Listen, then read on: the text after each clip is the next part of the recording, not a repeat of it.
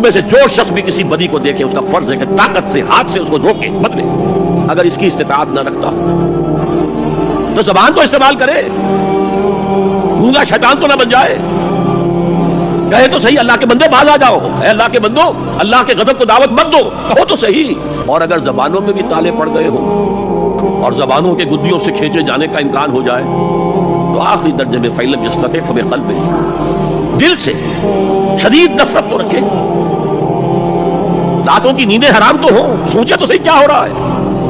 وہ جو حضرت ابو بکر رضی اللہ تعالیٰ عنہ نے فرمایا تھا جب مانعین زکوٰۃ کا فتنہ کھڑا ہوا ہے اور آپ نے فیصلہ کیا کہ ان کے خلاف قتال کیا جائے گا, جنگ کی جائے گی, تو حضرت عمر نے بھی مشورہ دیا کہ نہیں, خدا کے لیے تیسرا محاذ نہ کھولیے.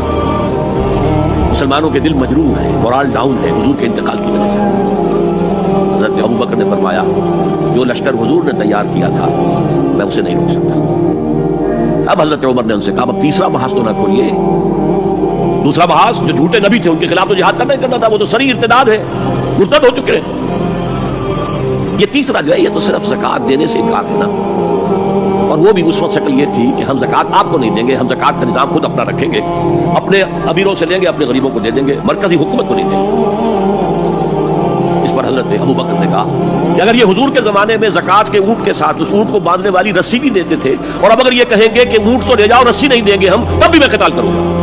اور اس وقت جو جملہ کہا ہے ایبدل الدین وانا حی, کیا دین میں تغیر کیا جائے گا جبکہ میں ابھی زندہ ہوں؟ میرے جیتے جی یہ کام نہیں ہو.